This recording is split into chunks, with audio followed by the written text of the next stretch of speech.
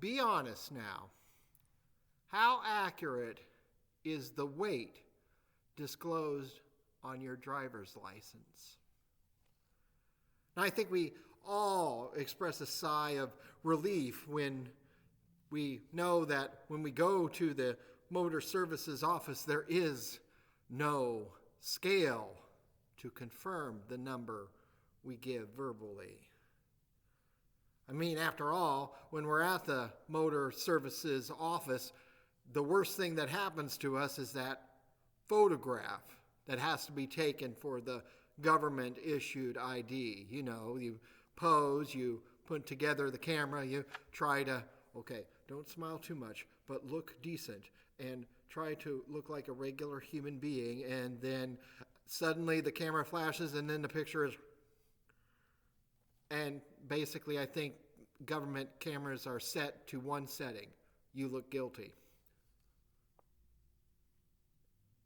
Through the internet, thanks to modern technology, we can manipulate our identity. We can change our image. We can correct things. We can eliminate lovers. We can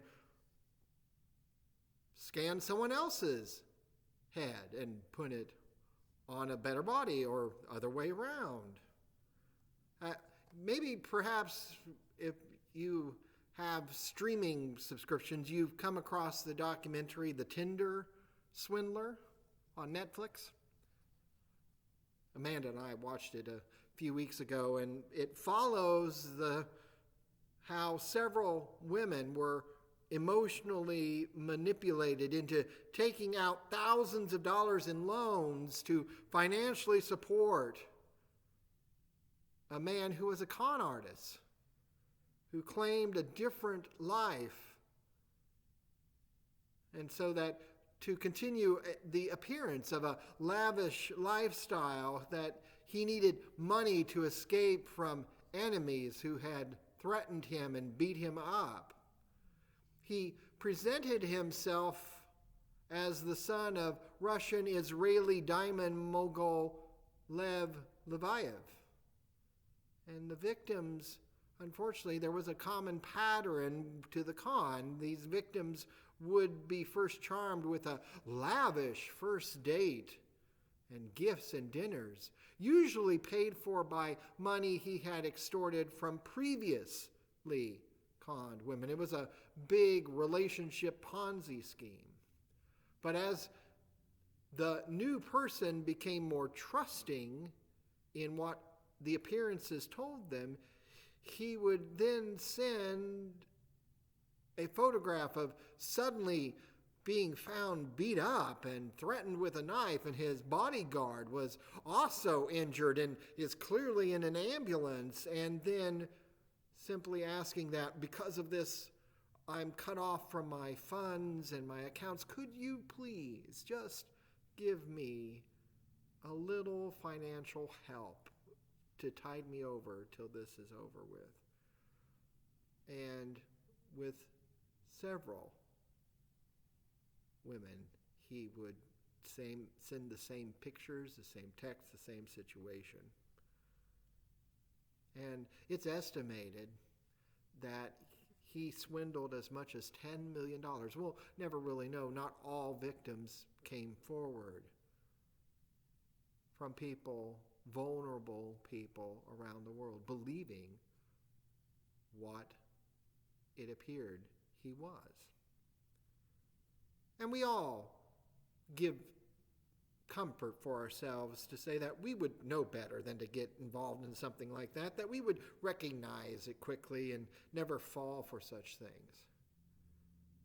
And yet, unfortunately, there is many of these cons are classics. They're called by things. There's the grandchild in trouble phone call. There's the discrepancy in your account. There's the officer who's raising funds for police charities. And there's the verify your Social Security and bank account. These schemes and deceptions will continue because they draw on our emotions first and our reasoning second, and do not give us enough time to stop, consider, review, and confirm what's being presented to us. Yet, day after day, every day, something too good to be true is usually found to be exactly that. Beware of false prophets. Jesus is telling us there are wolves in sheep's clothing, even here, even in the church, even among us. Jesus tells us these things not to cause us fear, but to cause us to be prepared, because looks can be deceiving, appearances can deny reality. But thankfully, up to a point. And then usually, despite any effort and work, the facade breaks and falls away. Unfortunately, we don't have to look far or deep to encounter stories of ministers who've defrauded or sexually abused members. We don't have to look too far for church leaders and youth counselors using their position and power and influence for their own ends and means.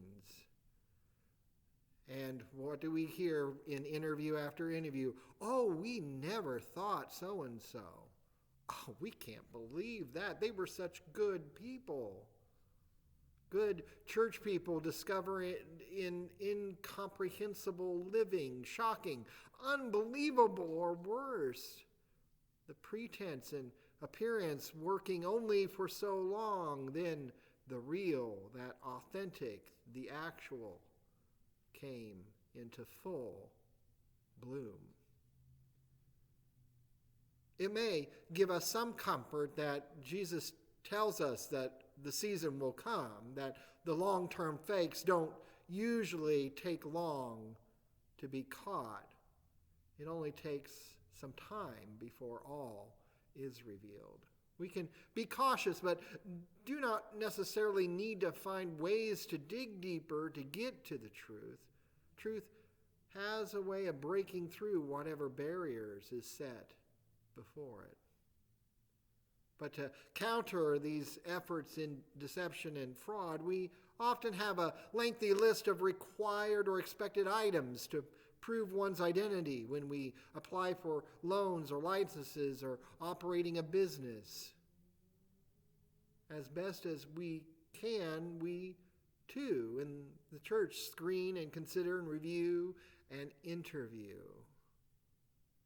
A lot can be identified fairly quickly. Only a few may get through before something that contradicts what it appears is found.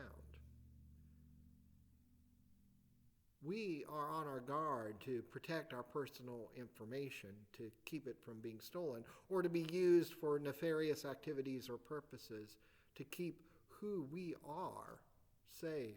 And anyone who has been a victim of identity theft will tell you that it is really difficult to put your life story back together when someone else has used it for their own purposes. And that is certainly the difference between a good tree and a bad one, between false prophets and true ones. Often it is this motivation, what comes from the heart, that reveals the nature of who we are. If they want for themselves rather than others, if they want to show how clever they are, and come on, how often have we seen con men and criminals convince themselves that somehow they're smarter than the investigators pursuing leads? Or those who always insist on their way and their ideas being the best. False prophets tend to get really wrapped up in how they appear, in their image, in the externals of faith. We can easily do this. We can easily confuse religion and practice. We can think and believe that all it takes for us to be faithful Christians is to go to church, to observe a day of rest, to give financially to the church, and to read one's Bible. Interestingly, none of these things are really mentioned specifically as things that are hallmarks of faithfulness. You might be doing all of this, yet be far from being a follower of Christ. Being religious is often the best way to hide from God. But Christianity certainly requires a deeper attitude in the heart rather than simply words and actions that others can see. Our false prophets in every day or age tend to relish in prohibitionary religiosity. That's a big word, but basically the thou shalt nots in life. Upholding a thou shalt not lifestyle as evidence of how devoted and personally pious they are, that they are never tempted by those things, that they obey. The essence of Christianity, though, does not consist of not doing, but rather doing things. Negative Christianity, and therefore negative Christians, often cannot answer the positive love of God expressed in the gospel by pursuing such things. False prophets often declare that there's an easier way to get to God. They often insist on separation from all your previous ties and stuff. And it is good in times and seasons truly to step away and to take time, but it's never good to break everything and eliminate all previous relationships with the rest of the world and centering it on the one who says, I have the better place for you. And in the same way, these false prophets tend to have this arrogance as well as this insistence on separating themselves from others. Even Christ, when he was calling people, didn't necessarily call them away from everything to abandon life and living. But the call of Christ did sometimes require examining one's priorities and values. Because one's priorities and values give us our identity. And usually we have taken our identity from the various pieces and places and people we encounter in life. Our lives are really a tapestry woven with items given or received from others to make us who we are and who we are becoming. The Lakota tribes of our northern plains make star quilts. Now, the pattern is made of small diamonds pieced together in 8 sections, and then the sections are joined together to create an 8-point star representing the morning star, what we would know as the planet Venus, a remarkable vision that appeared in our psalm reading today. It is believed that the morning star represents the way the spirits come to earth and serves as a link between the living and those who have passed in the Lakota tradition. The quilts, the pattern and the practice was brought by missionaries centuries ago, where the quilts were made and once draped over the shoulders of Lakota warriors and hunters following their hunts or battles, or a time where they sought visions from the Great Spirit, or funerals to honor loved ones on their final journey. Our biographies, our life stories are much like a quilt. Often the work isn't ever quite finished. There's work that remains for God within each and every one of us to complete, creating and recreating as God works with our stitches and with our pieces. There are sections in my life quilt that were gathered up from the soil and history of Central Illinois. My ancestors traveled here in the 1830s, and members of my family traveled from eastern farms to western hopes and dreams. Other parts of my family tapestry traveled further to even get to the eastern shore of the United States, from lands across oceans with names and marriages and births and deaths recorded in dusty parish registers in England and France, in Germany. There are the things in life that we receive, and there are then also the pieces that we gather as we live, the choices we make, the places we go, our education, vocation, skills, talents, work, and labor. We gather and connect, sometimes using what we believe are strong bonds and solid threads, but sometimes the pieces never connect, or other pieces are torn, worn, or missing. We may be afraid that such gaps and brokenness threaten the entire life tapestry we have. But we are also assured that the one who loves us as we are, with what we have, is holding even the weakest parts of ourselves together. I suspect that it would be highly unlikely that we would come together as a group if it was not for the common threads and bonds, the pieces and experiences we have shared as part of discovering God in our lives, encountering Jesus Christ on some part of our journey, and gathering together here as a unit in the family of God.